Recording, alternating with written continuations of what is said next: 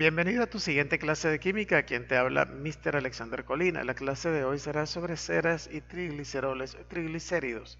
Y también conversaremos un poquito sobre las prostaglandinas que quedaron pendientes en la clase anterior. Así que el objetivo será explicar las funciones químicas triglicéridos y ceras, sus propiedades físicas y químicas para comprender un poco su comportamiento.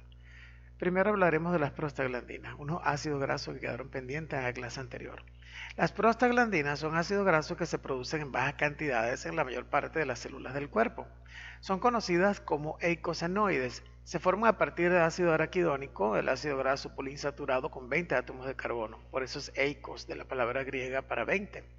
Químicos suecos fueron los primeros que se dieron cuenta de la existencia de estas moléculas prostaglandinas y las llamaron prostaglandinas E, solubles en éter. Prostaglandinas F, solubles en una solución tampón o reguladora de fosfato o fosfat en sueco. Los diversos tipos de prostaglandinas difieren por los sustituyentes unidos al anillo de 5 átomos de carbono. La prostaglandina E, PGE, tiene un grupo cetona en el carbono 9, en tanto que la prostaglandina F, PGF, tiene un grupo hidroxilo en el carbono 9.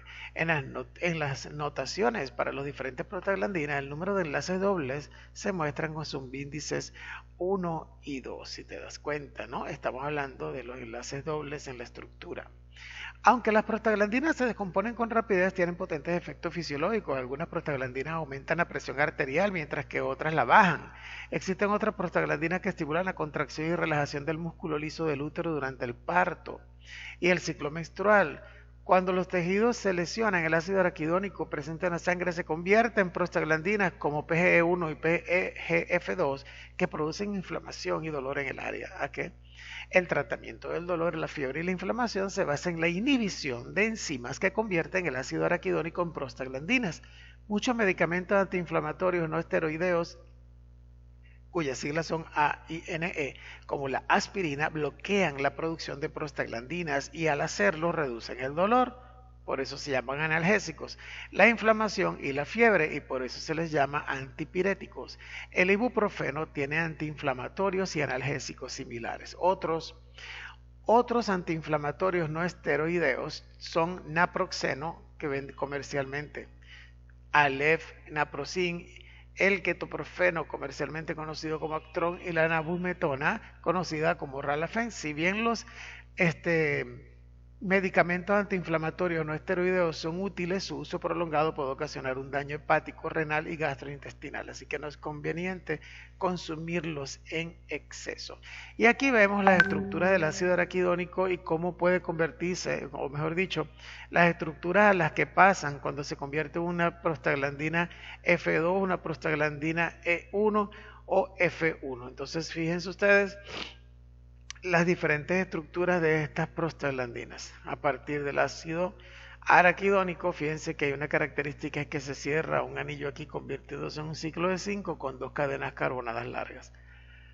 La imagen que tenemos a la derecha simboliza simplemente el hecho de que cuando tú te golpeas, por ejemplo, con un martillo, vamos a suponer, puede ser cualquier tipo de golpe, el ácido araquidónico, si no hay presencia de analgésicos, por supuesto, se transforma en una prostaglandina F y esto viene a producir el dolor, fiebre e inflamación. Fiebre porque esa área se calienta. Recuerda, cuando tú te golpeas, esa zona se calienta mucho.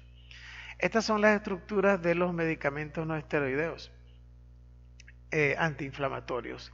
La aspirina, ácido acetilsalicílico, el ibuprofeno, comercializado con los nombres de Advil, Motrin y otros, y el naproxeno, comercializado con los nombres de naproxen, incluso el mismo esos nombres también son utilizados comercialmente. Mira las estructuras químicas de estos compuestos y puedes darte cuenta de la cantidad de grupos funcionales que tienen, pero el grupo funcional rey está presente. Los 3 son ácidos carboxílicos. Ese es el que prevalece. Este cuadro que te dejo son actividades que vas a entregar como tarea la próxima semana. Las ceras se encuentran en muchas plantas y animales. Las ceras naturales se encuentran sobre la superficie de las frutas y en las hojas y tallos de plantas, donde ayudan a evitar la pérdida de agua y el daño de las plagas. Las ceras sobre la piel, pelaje y pluma de los animales y aves favorecen una cubierta impermeable y de hecho existe de esta manera. Una cera no es más que un éster de un ácido graso, un éster que deriva de un ácido carboxílico saturado y un alcohol de cadena larga, y cada uno contiene de 14 a 30 átomos de carbono. En la tabla se presentan las fórmulas de algunas ceras comunes.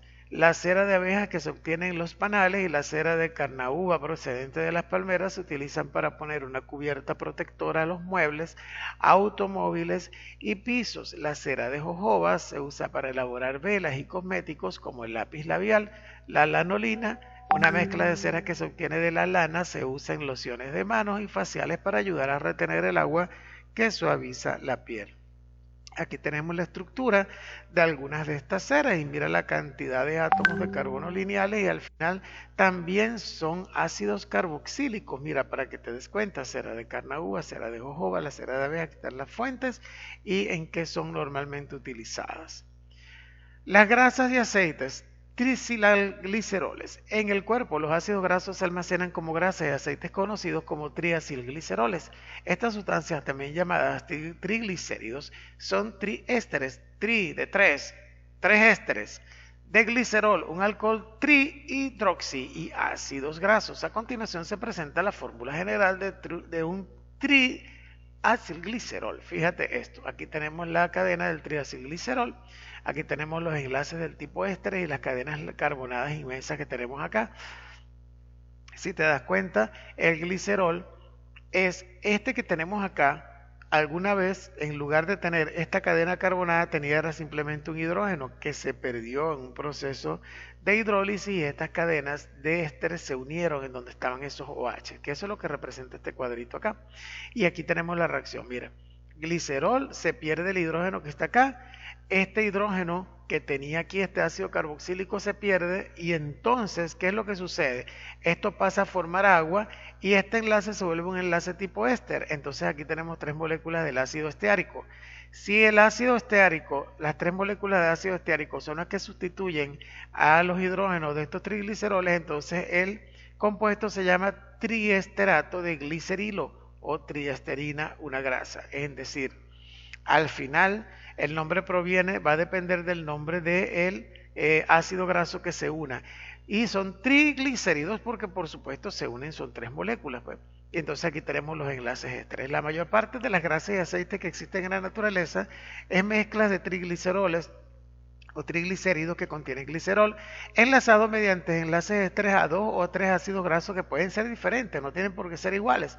Generalmente ácido palmítico, oleico, linoleico y ácido esteárico. Por ejemplo, una mezcla de triacilglicerol puede elaborarse con ácido esteárico, oleico y palmítico, y a continuación se presenta una posible estructura para esta mezcla.